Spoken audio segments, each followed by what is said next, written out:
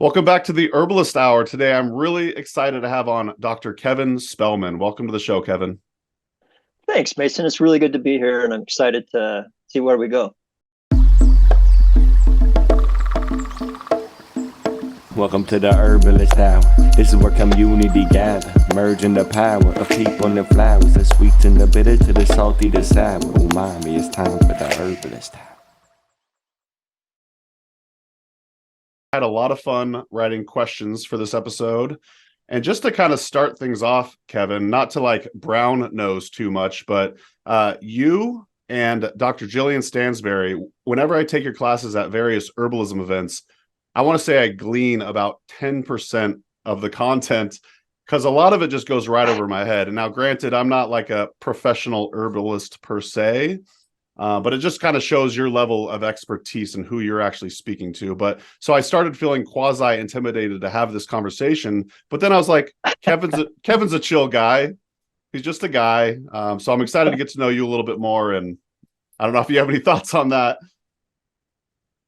Well, thanks for that. That's a really high compliment. To be put in the same class as Jillian.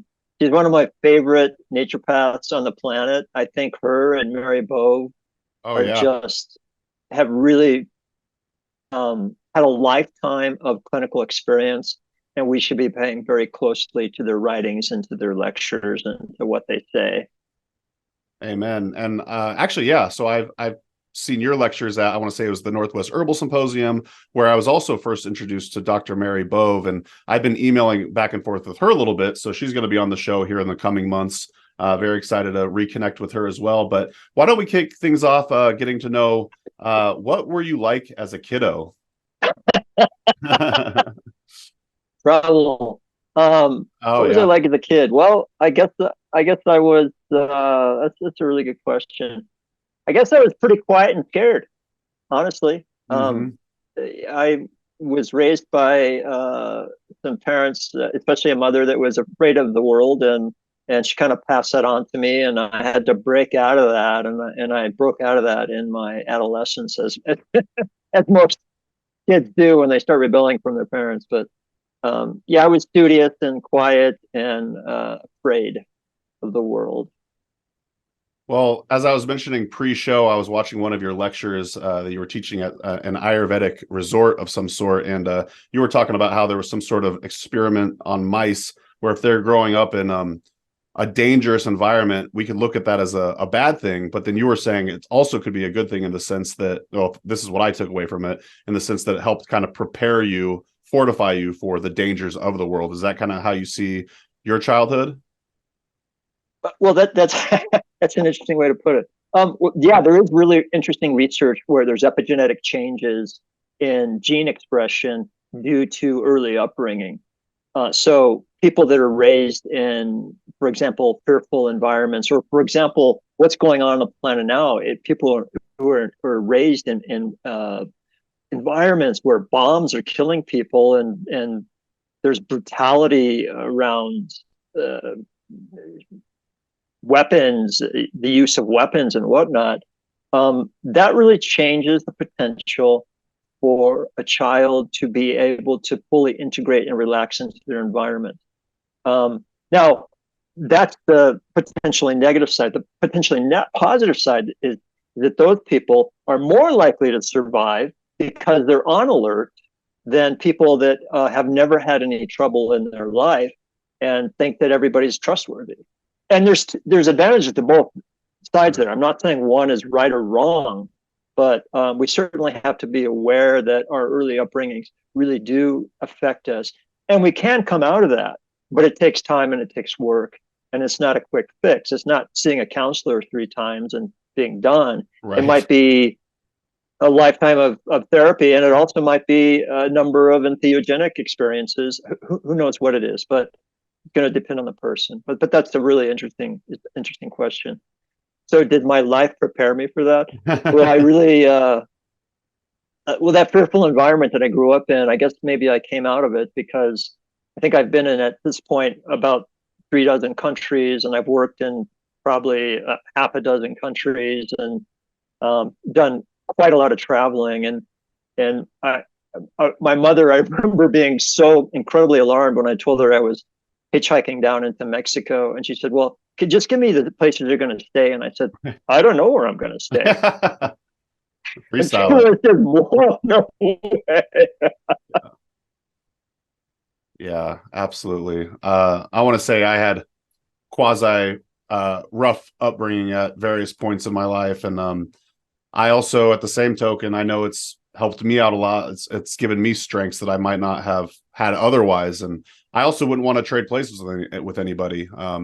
I used to be like, woe is me in a lot of ways, but now I'm kind of just accepting a lot of it and just have moved forward. And I really do feel grateful for the blessings that have come about from it. But what was your early, like, say, herbal journey like? Who have been some of your mentors? When did you first start getting into the plants?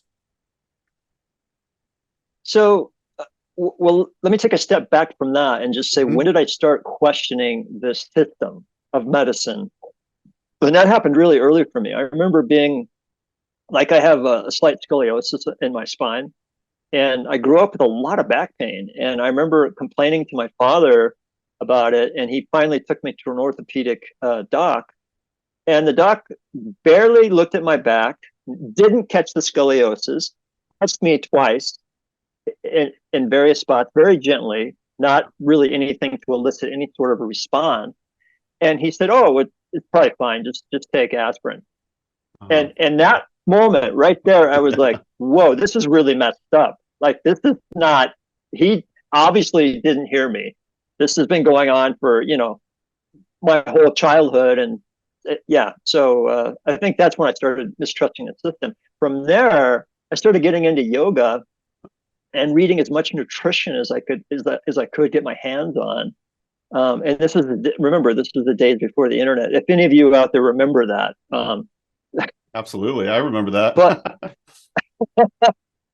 so yeah, and that kind of got me into plants, because I started seeing plants had a lot of nutrients in them. And that was my first introduction to plants. And at one point, there's a book out, I don't know if it's still in publication, Herbally Yours by Penny Royal, which is probably a pen name. Yeah. And I got some warts on my hand. And so I looked up warts and I started treating my warts, and it actually went away. So I started with buckthorn bark and vitamin C and some vitamin A, and it actually worked. So that caught my attention. So at this point, I'm probably early 20s. And from there, I got a job at an herb store after I took my first year of Ayurvedic training. And so that was Eastern herbs, but in the herb store was obviously mostly Western herbs. So that gave me a really good start. The mentors, I have to say, that have been really big for me. I was just thinking about this the other day. Jim Duke was a very close mentor to me, and I lived with him for a while. They had a room that they actually called Kevin's room because I lived with him for a while. So Jim was just really, really special to me. Simon Mills, I would say, was also a mentor. And there's been other mentors through the years, but Dr. Basant Lad, obviously, from my Ayurvedic training, was just really, he was somebody that grounded spirituality into health, the model of health for me, that I really, really appreciated. And then I'd have to say Michael Moore was a huge mentor for me. I went through a program with him, and then I taught for him for a couple of years. And Michael was just an incredible, incredible being. And I was fortunate. I took some time off from, back then it was called Pai Sophia Institute, and traveled for a semester. And one of the places I went was right before Michael died. I got to spend some time with him. He was set up in, was it Bisbee? Yeah, that sounds right. I think it was Bisbee at the time. Yeah. And spent some time with him, and that was really a blessing for me. It was really nice to sit with him again. So I'd say those are probably the main mentors. There's other mentors out there, I'm sure, that I'm missing, but those are the main ones. Okay. I didn't realize you studied with Michael Moore. Now, a lot of these episodes, I've asked folks to tell stories of Michael Moore, but you're the first person I know that has actually lived with, say, Jim Duke, and he's also another fascinating character for me. Do you have any fond memories or stories you'd like to share about Jim? Sure, I do. Some of my favorite times with Jim. So in that early Thai Sophia days, now it's called Maryland University of Integrative Health, but in those early Thai Sophia days, so Jim was about a mile and a half from our campus. So he was close, and so I spent a lot of time over there, even before I was living with him. And we would go every year, not every semester, but every year, we would go to Paul Strauss's place, UPS, and spend time there. And those became my favorite times because I got to get out of the classroom and actually be with the plants. Speaking of that, just a quick side note. When we started that program, there was so much work to do in terms of passing information on to students. And this is how we did it. Other people would do it differently, and I understand that. But I just remember looking up one day, James Snow's next to me at the desk next to me, and we're both on our computers preparing a class. And I looked at him and I said, remember when we used to be herbalists and go outside? Because we spent all this time in front of the screen. So being at Paul Strauss's was really an incredible blessing. And Jim used to join us there. And Jim would be in bare feet, romping through the forest with us, going up and down muddy slopes.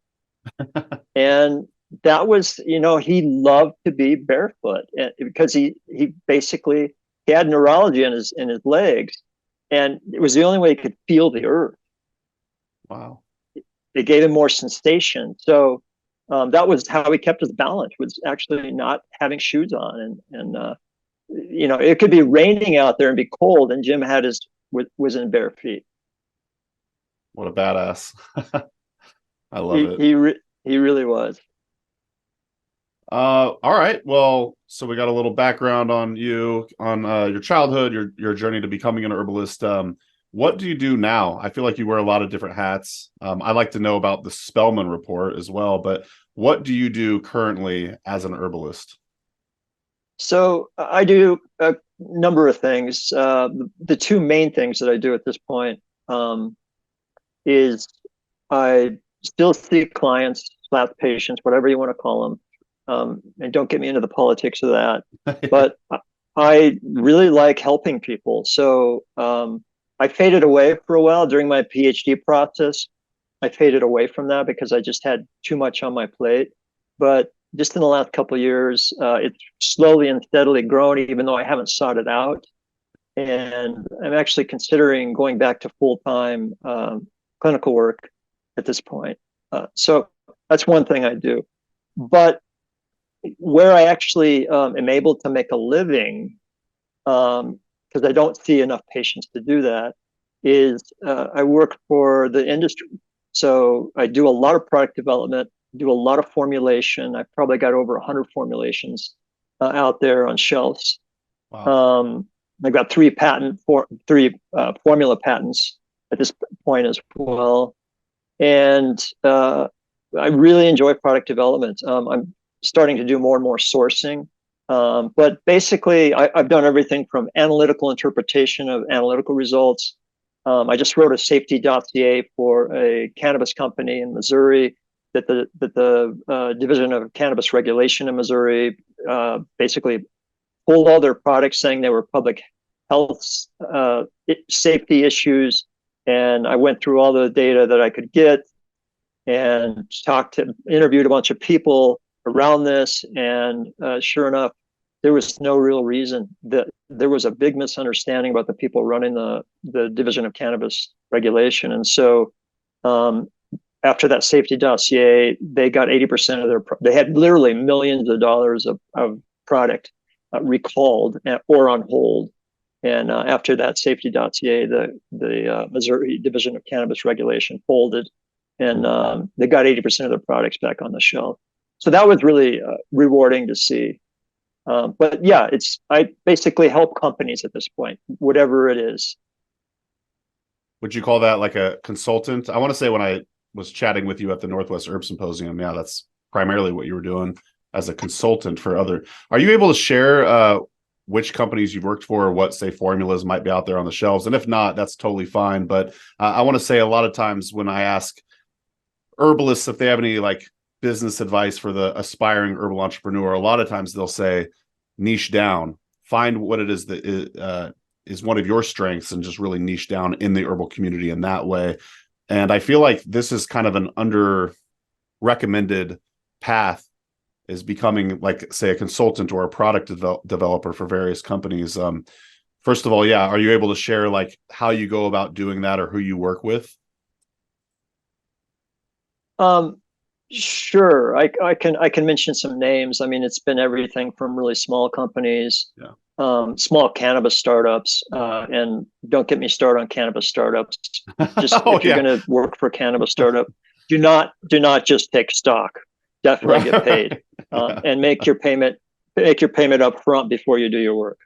Good advice. We got a real problem with cannabis startups in this country. As opposed to Canada, where they're actually prim and proper, and they know what they're doing, and they're safe as well. So there's that. I've worked for traditional medicinals. I've worked for New Chapter. I've worked for probably about 50 different companies at this point. But yeah, I have a small consulting company called Health Education and Research, and we service the industry. So I like your advice around niche down, but I have to say, if I had done that early in my career, I wouldn't have been able to make a living through my consulting company. So I basically took almost everything I could get my hands on. I didn't say no very often. These days I say no a lot, but I didn't say no very often because I needed to make a living. Now, granted, I had a good education in the industry. I've done everything from educate to I've run an analytical lab. Like I said, I've got tons of formulations out there. I've done new product development. So I didn't come in green and say yes to something that I couldn't handle. But these days I am niching down, as you say, and product development and formulation has really been my thing. But I do a lot of substantiation files, claim substantiation files, which I actually really enjoy because it gets me back into the materia medica. Sure. So yeah, that's kind of what it is. Just a quick break from the show to thank our presenting sponsor, Oshala Farm. Oshala Farm is a beautiful and vibrant certified organic herb farm based in Southern Oregon, where they grow and sell over 80 different plant species. The founders, Elise and Jeff Higley, have been longtime friends, so I highly trust their growing methods and ethics. You'll love the potency and vibrancy of all the herbs they have to offer. To learn more and purchase their herbs and other organic goods, head to oshalafarm.com. So thanks once again to Oshala Farm for sponsoring the Herbalist Hour. Now back to the show. Enjoy. So you're almost saying, if you're starting early, be broad, take as much work as you could get, and then as you move forward and develop an expertise, then you could start niching down. Yeah, I think I would say that about clinical practice as well. One of the things that happened at Thai Sophia, which moved into MUIH, was we had them, and this was somewhat my idea, but I got the faculty on board. We had them niche down in terms of clinical practice, become a specialist in something.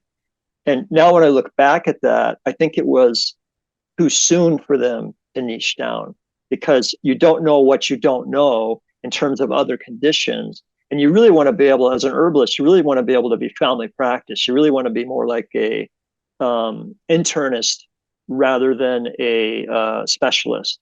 Then once you see it all, then you can actually start to put all the pieces together in a way that I think makes you a better herbalist as you specialize. If you don't see all the pieces, we get blind in our specialties, and this definitely happens in medicine. But I think it can happen in herbal medicine as well. Well, this could be a nice transition to what we were chatting about pre-call about a particular topic you'd like to chat about. But first, I want to say hi to HerbRally Schoolhouse member Elizabeth for joining us. Well, we were chatting pre-call about this Stockholm Syndrome of integrative medicine. So can you share more about that? Yeah, so I have to say this comes from watching some of my colleagues that have their head so, now understand this is coming from a scientist. I'm a medical scientist, and I definitely spend a lot of my day looking at research, looking at studies, whether they be in vitro, animal, which I don't necessarily agree with, and or human clinical trials. I spend a lot of time sorting through the literature. So understand that that's where I'm coming from when I say this. And that is to say, I've seen a lot of my colleagues stop believing in herbal medicine because they've spent so much time with their heads in the literature that I call it Stockholm Syndrome. They have now become so enamored by the medical literature, thinking that all the answers are there, when in fact very little of the answers are there. There's some data there, and these data can be very useful to help guide us, but there's so much that is not there, right? Let's look at hypericum, for instance. Like, we talk about hypericum for depression. What about for neuralgia, right? What about for neuropathic pain? It's excellent for that. You see any studies on that? Well, there might be one or two, but we start to pigeonhole herbs because of these studies, and we forget that herbs tend to be pleiotropic. And what do I mean by pleiotropic? They multi-targeted. They can hit many different targets and therefore have an effect on many different conditions. And if you look at the traditional use of any herb, they were used for many different conditions.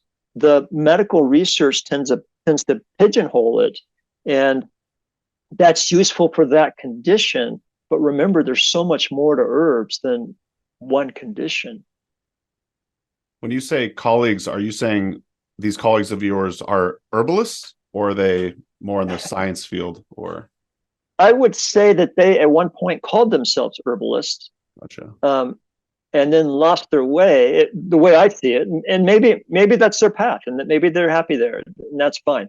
But from my perspective as an herbalist, I would say that they lost their way and started thinking that the only way to understand herbs was a randomized clinical trial, which I would definitely disagree with.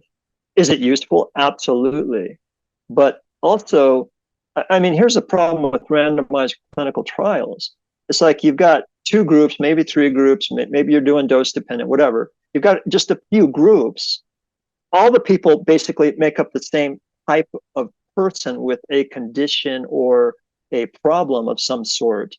And so we don't get into constitution. We don't get into it. Now, this we could very easily. We could substratify these groups, and that would be fantastic information. Remember that most of these studies you get, and I'm not just talking about herbs here, I'm talking about pharmaceuticals as well. It's very rare to get, for example, an effect over 50 or 60%. Why is that? Because there's some people in the treatment group that are non-responders.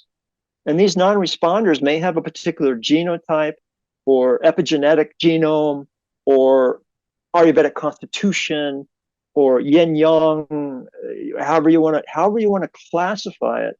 But remember, one of the good things about herbal medicine is that we tend to really focus in on the person and their individual needs and their individual responses rather than one size fits all. And that's one of the ways that, for example, actually, I'm not going to use any names. For example, Thank you. there's people out there that have written books that this herb is for that. And so now take this herb instead of this drug. This is not green farm. I mean, yeah, you can practice herbal medicine as green pharmacy, but that is not what herbal medicine, that does not highlight the depth and the profound potential healing that I believe herbal medicine and medicinal plants have to offer. I guess that's one of the reasons you probably enjoy staying in clinical practice, because then you're actually able to see how the herbs work on various people. I also wanted to say, I want to say when I first started getting into herbalism, the cliche example is valerian. You know, what is it, like 25% of the people are, say, like energized by it or whatever, whereas the other are more calmed down by it, which is that kind of what you're talking about here? Yeah, and I would say that the people that I've seen react to valerian as a stimulant usually tend to be a hot constitution. Gotcha. Or pitta, if you want to use an Ayurvedic term. What kind of a constitutional model do you find yourself using? Because it sounds like you're an Ayurveda guy as well, but yeah, how do you look at constitution in your practice? It's a really good question, and it's grown really in a profound way since I got out of Ayurvedic school. So when I got out of Ayurvedic school and I started practicing full time, I was really looking at very strict classifications of the Prakruti and the Vikruti. Prakruti being the base constitution, the Vikruti being the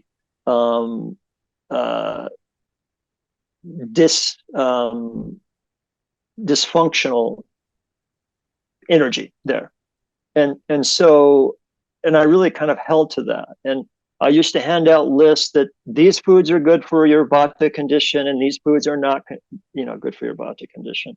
And the more I got into practice and the more I started seeing responses, the more I started to realize is that, look, we live in a world where availability of foods and practices, lifestyles is tremendous. And we can't just cut off half of the world from people. We have to think about increase and decrease versus a binary 0 and 1, yes and no. And I think that's really, really important. And I still see people out there that, the 2-week training courses in Ayurveda that now people are experts, where, they're like, oh, no, you shouldn't eat that food. Well, I disagree. Maybe a little of that food is just fine. And maybe you need to eat other foods more frequently, but just to cut stuff out completely just doesn't make any sense to me. So that's one way I have really viewed from the Ayurvedic perspective, constitution.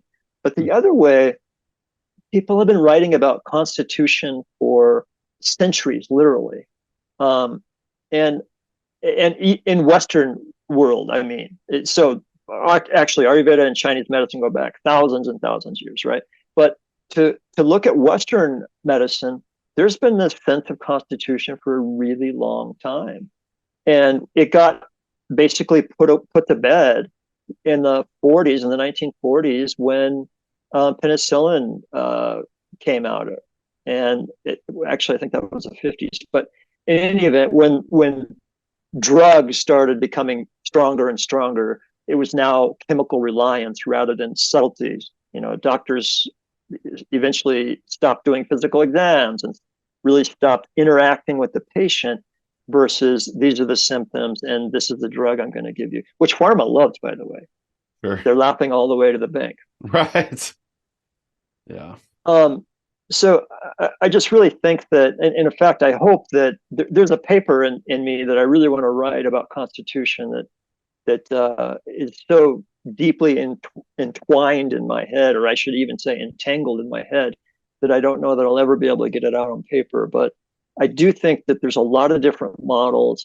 And if we look at all those models and put them together, I think we're going to have a really solid model. Not to say that Ayurveda and Chinese medicine don't have great models. They do. But I think any Ayurvedic practitioner will tell you that at times they're a little confused about what exactly is going on in terms of Vikruti, the current dysfunction of the energies in the body. And I think a more robust model drawing in from all different sources, much as they did in physics. I mean, this is what happened in physics early on when they started realizing the nature of reality was very strange.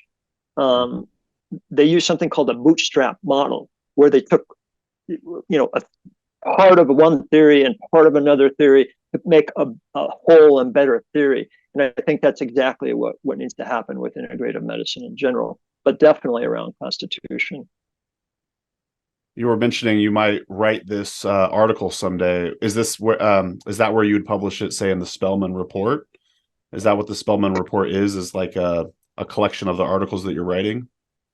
No, the Spellman Report is really a series of interviews with people that I find inspiring and that I think have something to offer integrative practitioners. Okay. I have backed off the Spellman Report basically because I thought I would get the support of the herbal community. I did not, and I was really surprised by that. I had more MDs signing up for it than I did herbalists, which Oh, I wow. found really sad because my whole goal there was to do what Jeff Bland did with functional medicine update. It had many names over 3 decades, but functional medicine update was one of the names that was used for many years. It became synthesis in the end, but I found such inspiration from Bland in terms of tying pieces together. His biochemical and molecular biology pathway understanding was so good that he could just tie things together in a really brilliant way and make us see the underpinnings on a molecular level of disease processes. And not that I wanted to necessarily do that in that style, but I wanted to do that with medicinal plants and offer something to the community. I may pick it back up at some point, but I have dropped it at this point. Is it? I'm presuming it's behind a paywall. Is that what? It was behind a paywall. Gotcha. Okay. Yeah. I see. Okay. We got a comment. And here. everybody told me that I should not put it behind a paywall and just take advertisement. But I thought that would make my science questionable if I took payment from advertisers. So that's why I never did it. Oh yeah, that makes a lot of sense. Let me read this comment from Elizabeth here. Hey, Kevin and Mason, absolutely concur regarding cannabis industry, both state programs and hemp. And yes, I spent a lot of time discussing the crippling effect of the trend toward exclusive science-based herbalism, in quotes. I believe that science is a useful tool of elucidation, but cannot be the basis of herbalism. I met you while griping about the subject at an event, not knowing you were lecturing on it. Question, regarding the use of cannabis and herbalism. It seems virtually non-existent in the dispensary and pharma industries, both. I'm making efforts to do something. What are you seeing? Are you engaged in an effort to integrate cannabis into herbalism and similar for psychedelic medicine? I was going to ask you about that as well. Do you have any thoughts on that? Well, I do, and so I think that. So here's my main concern about that. I think that yes, we should be doing that. And in fact, when I was practicing full time, what I did was I had a tincture of cannabis that I kept at home because I was in a physician's clinic, and I didn't want if anything went wrong, I didn't want him in trouble. So I kept that at home, and I would use it on occasion with certain clients / patients. But I would have to go out of my way to bring it to them. That's how I handled it back in the 80s. What I think here's the main issue that I'm concerned about. First of all, as practitioners of herbal medicine, depending on the state you're in, for example, the Health Freedom Act is useful for us, but depending on the state you're in, we're already fringe, and if you're depending on how you practice, basically, I can honestly say that I think the way that I practiced, many people would think that I was practicing medicine without a license, and that's not good if you get caught. So, and I can't believe I'm saying this on air, but here it goes. We could cut it out if you want. Good, we might do that. So my thought about this is we're already fringe, and to bring cannabis into the situation makes us even potentially more fringe and more liable, more legal risk, if you will. And so that's my main concern. Is it a good medicine? Absolutely, it's a great medicine. My belief is that THCA is a really pharmacologically active molecule, and I've seen this and I've felt it on myself. And I'm not sure that I think there are situations where THC is useful, but I'm not sure that we need THC exclusively. THCA, CBDA, CBD, CBG, CBGA, all of these molecules are incredibly useful. And I think that we can probably have a really good practice without using THC. So, and I know there are places, there is indications for THC, but yeah, I think that's one thing that I would recommend to herbalists is explore the acidics and explore the minor cannabinoids, because they're actually incredibly active. THCV, CBDV, right? So that would be where I put it. Kevin, are you in Oregon or California? You're in one of those states, aren't you? I'm in one of the only states that doesn't have any sort of cannabis law. I'm in Idaho these days. Oh, wow. Okay. I didn't know that. Yeah, I'm Driggs, Idaho. I'm on the western slope of the Teton Mountains. Gotcha. It's beautiful out there. If I have a bad day, I just go outside and look at the scenery. I only asked because Elizabeth and I are both Wisconsinites, and as far as I know, it's still highly restricted here, cannabis. And I'm coming from Oregon. I lived in Oregon my whole life, where it's very ubiquitous. Every street corner has a cannabis shop. So it's different out here, but there's a lot of booze out here. Yeah, I used to say, I lived in Oregon, as you know, for quite a while. And one of the things I used to say is, if you have to buy cannabis in Oregon, you don't know anybody. Yeah, exactly. Good point. Yeah. What's it like in Idaho for you? Is it legal there too? Is that what you said? No, it's one of the only states that doesn't have any sort of law at all. Oh, gotcha. Well, I was asking you pre-call if we could talk about some plants. And I saw that you have posted on your Instagram account about lion's mane, which is a particular interest to me. I guess that's a fungi, not a plant. But can you teach us a little bit about your fascination with lion's mane, some of the benefits or virtues of it? Sure. So I think lion's mane has incredible potential. Incredible potential. Here's the problem. Right now, everybody's with mushrooms in general, I would say this is a problem. We're over focused on beta glucans in mushrooms, and we're ignoring, for example, the triterpenes in reishi, or for example, the hericenones and the erinosines in lion's mane, the aratidine in starts with an maitake. There's lots of other compounds that are incredibly active that basically, if you did a beta glucan extraction, in other words, using water or low concentration ethanol, you really wouldn't get these other compounds. And this is what most mushroom companies are doing. So I think we really need to rethink our mushrooms. The beta glucans are great. They're wonderful. They're good immunomodulators, and even immune stimulants at times, depending on how it's used. But in the case of lion's mane, or Erythium erinaceus, as you may know it, the erinosines and the hericenones are compounds that are somewhat lipophilic, fairly lipophilic, let's put it that way, and therefore they're not going to come out in water very easily. You'll get a little bit when you make a tea, but not much. Their concentration, the best extraction you're going to get is around 70% ethanol. In terms of the best concentration of ethanol to get these compounds is about 70% ethanol.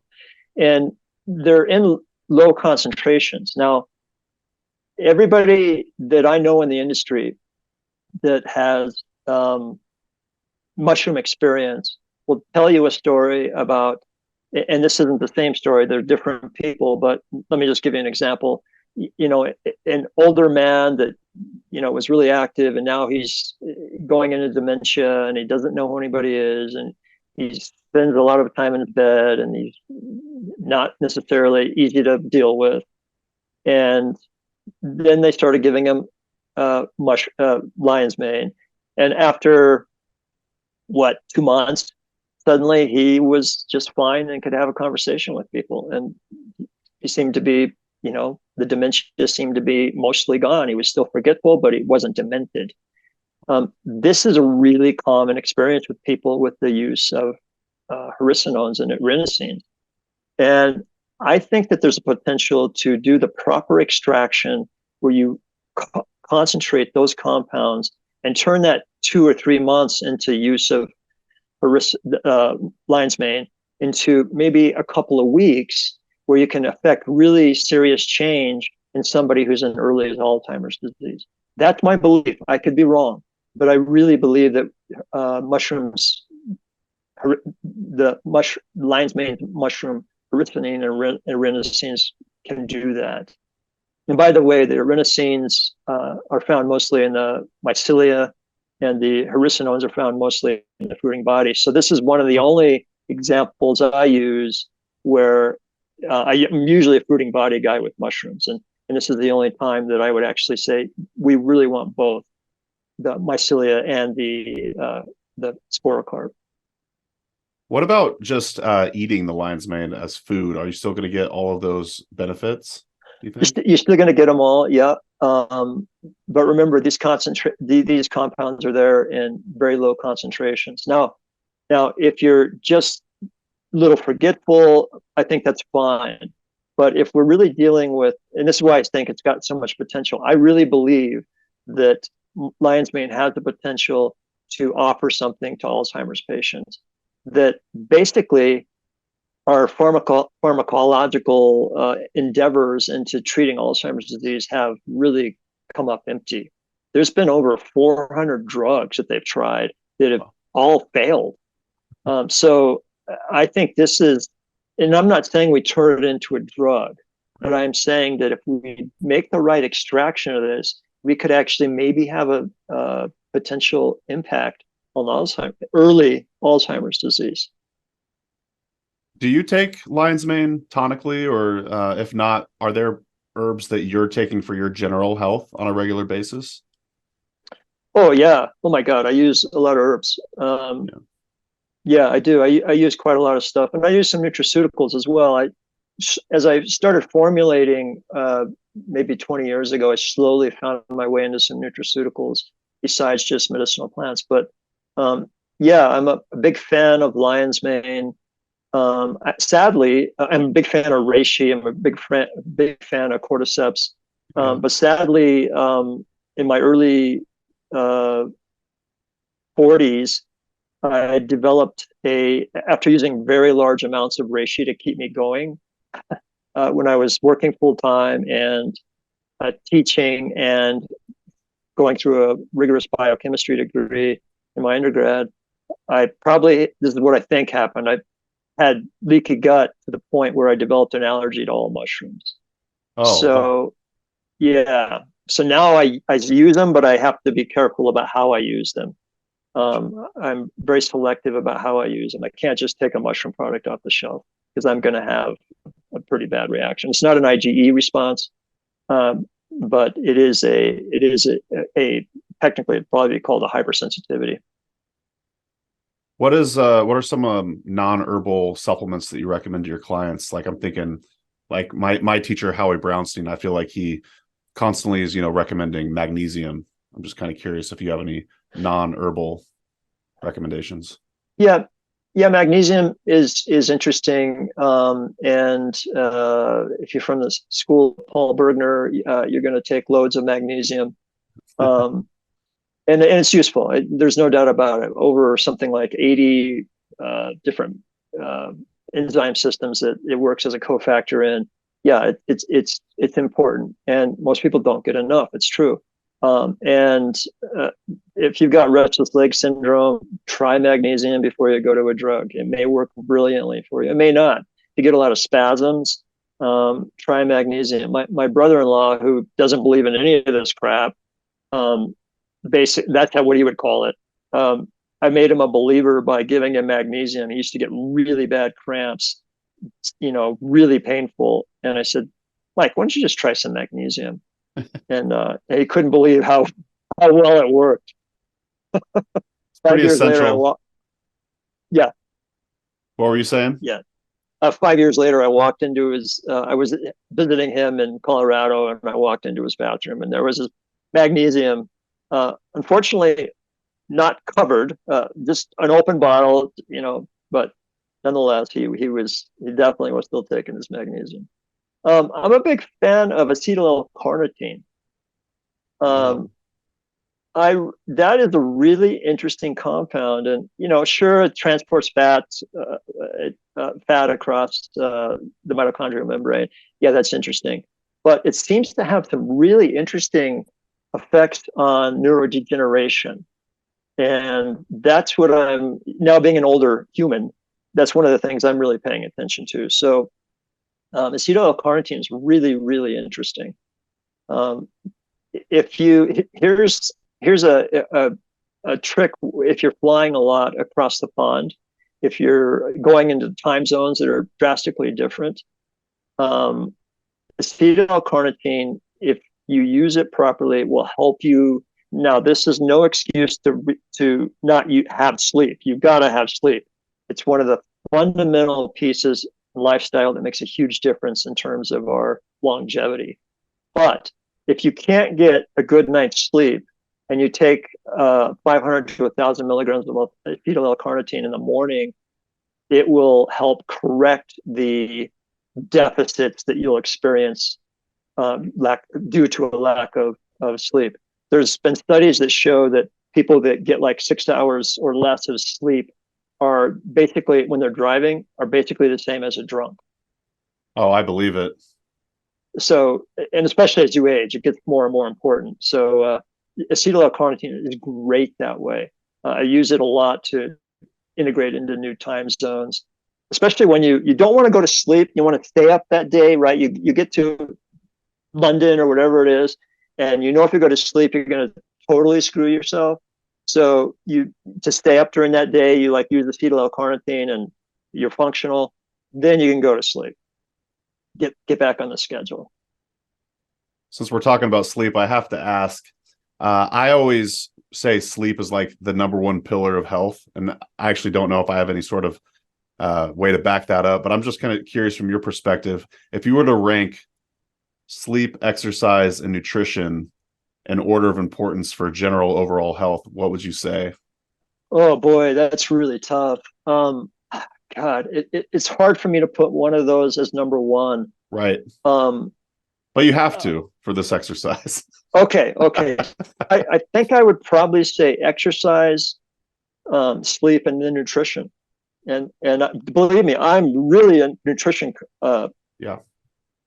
fan. But from what I've seen on at least the data that I see, and nutrition is really an interesting point here too, because so many fad diets and so much misinformation and information that people, the latest health nutrition guru, embraces.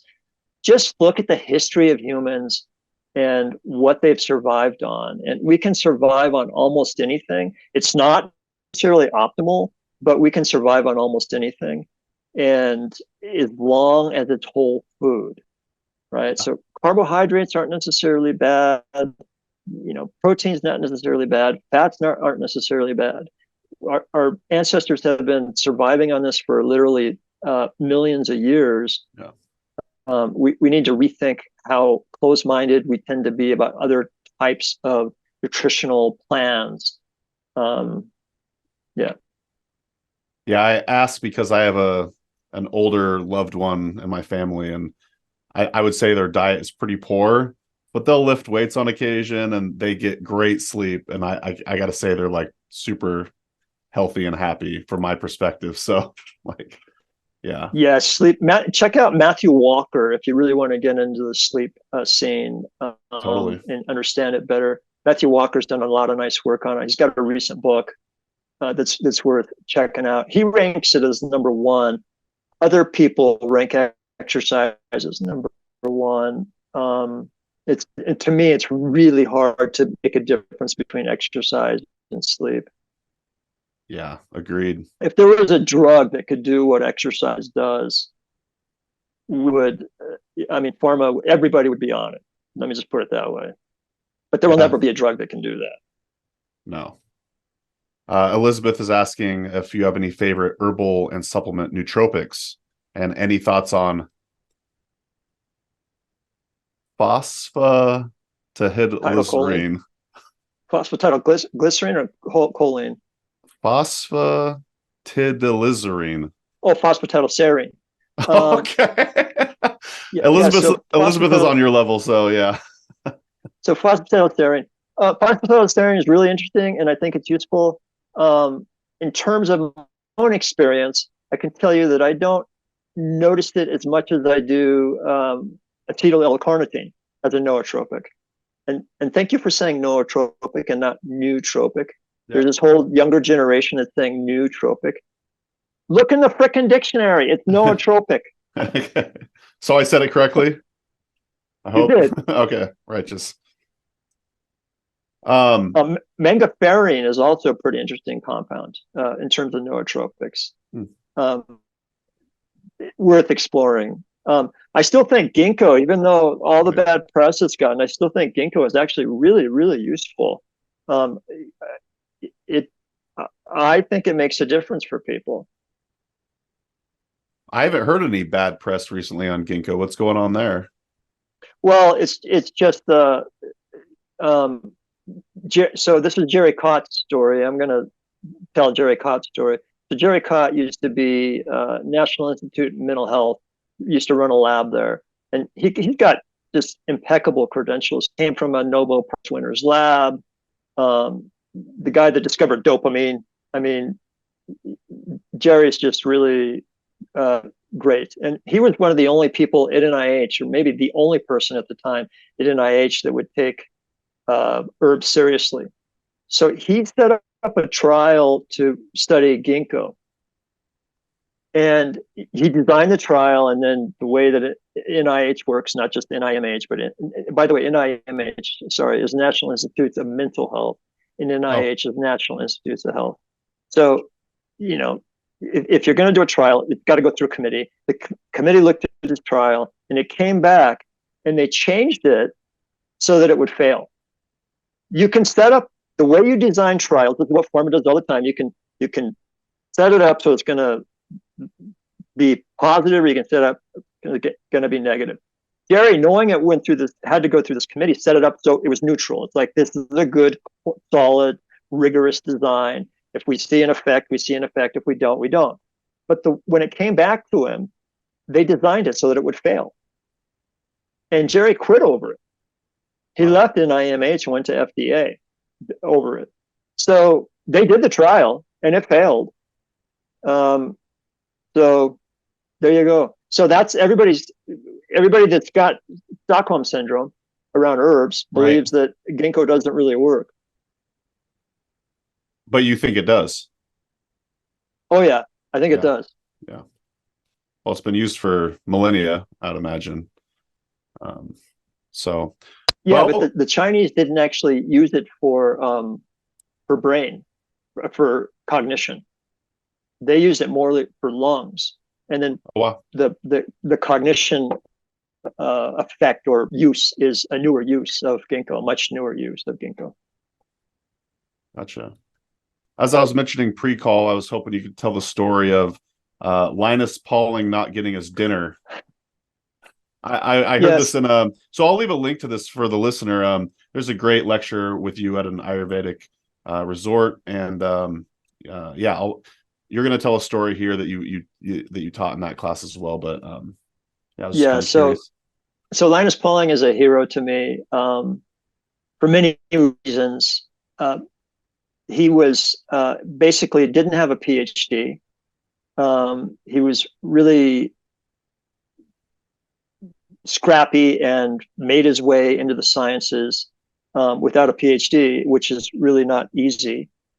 And also, he's the only man, I believe still to this point, this story that I tell is over, I guess, 30 years old now, but and so it could have changed, but he's the only man to win 2 Nobel Prizes. So one of his Nobel Prizes was in biochemistry, I think, but the other one was in for peace. And this is how he won the Nobel Prize for Peace. So World War II was going on, and Linus Pauling had a prestigious position at a university, and he used to teach, and he had already won a Nobel Prize.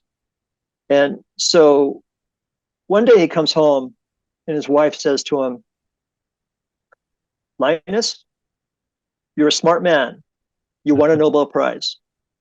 I want you to do something about the war. And he says, what can I do? And she says, I don't know, but you're a smart man. Figure it out. Until you do something, there's no dinner. So, he finishes his dinner and he doesn't think too much about it, goes to bed, he goes to work, does work in his lab, teaches a class, comes back home, and sure enough, there's no dinner. So the next day, he at the end of the class he teaches, he says, now, let's talk about world peace. And he talks about how we can maybe do something to create world peace. And he comes home and his wife says, did you do something about the war today? And he says, yes, I did. I talked about world peace. He got dinner. So Linus Pauling continued to do this so he would get dinner. And eventually his commentary on world peace and the war got bigger and bigger and more volume, got more volume, and he was started becoming recognized as trying to be a peaceful person and a scientist and making changes there. And the Nobel Prize Committee saw that and they gave him a Nobel Prize for peace. So that's how Linus Pauling kept eating. What a beautiful story. Well, I would love to promote something of yours, Kevin. You got any projects you'd like to share with the audience? Any place that we could send them to learn more about you and your work? Well, I really appreciate that, Mason. Yeah. No, at this point, no. I mean, I've got 2 websites. The Spellman Report website is still up. If you're interested in that, send me an email. For the audience out there, send me an email, and I'm happy to figure out a way to make that accessible. And then my phytochemks.com website just basically tells you about my consulting service. But that's, I don't really have much to promote at this point. If you're in the need of product development or interpretation of analytical chemistry results or claim substantiation files or anything like that, I can be your guy. So are you telling me you did this almost just for funsies then? The Spellman Report? No, this interview, yeah. Oh yeah, I've always had a nice dinner exchange with you at conferences, and you seem like a really peaceful guy, and so it's just for fun. I appreciate that. Elizabeth is asking, is it possible to get legacy editions of the Spellman Report? Elizabeth, send me an email, and I will put it in the chat right now, and we'll figure out something for you. That's great. Well, very cool. Well, why don't we wrap it up? I know you got something else next on your agenda. I'm just kind of curious, what keeps you learning and growing in the field of herbalism? Oh boy, that's a really good question. This is one of the reasons that I love formulating so much, is that really keeps me learning and growing. Sourcing also keeps me learning and growing because it gets me into herbalism at a different level, where I'm looking at planetary sustainability and who's doing it right, and looking at the phytochemistry of the plants and how they're approaching extractions and that sort of thing. So, and then also the farms, love doing business with the farms and supporting them. So that's always a joy as well. But honestly, the way I keep growing is I keep skiing. That's why I live where I live. I'm 23 minutes from 23 minutes from a ski area, and there's no place I'd rather be on the planet than on a snowy mountain with my skis strapped to my feet. I love that. I bet you really get in the zone. Like you're totally focused on one thing when you're doing that. That's got to feel amazing. Thank you for saying that. It does. People think it's an adrenal thing. It's not an adrenal rush. It's about flow. It's about finding that peaceful moment. Yeah. Amen. Well, this has been a lot of fun. This was a very wide-ranging conversation. I really, really appreciate you taking the time, Kevin. And thanks, Elizabeth, for joining us as well. And thanks to you, dear listener, for tuning in. I think that's going to do it for this episode. We'll see you in the next Herbalist Hour. Thanks. Thank you, Kevin. That was a lot of fun. Thanks so much for watching today's episode of the Herbalist Hour. If you enjoyed it, please give it a thumbs up. And if you want more great herbal content, be sure to subscribe to our HerbRally YouTube channel. If you enjoy these Herbalist Hour episodes and you'd like to join us live, you can do so by becoming an HerbRally Schoolhouse member. Learn more at herbrally.com/schoolhouse. And if you want to get your first 30 days for free, use coupon code YouTube30 at checkout. So our HerbRally Schoolhouse members get access to exclusive video classes, monographs, and a lot more herbal community discounts, along with joining these live Herbalist Hour interviews. So one more time, herbrally.com/schoolhouse. Enter coupon code YouTube30 at checkout to get your first 30 days for free. All right, we'll see you in the next episode, and take care.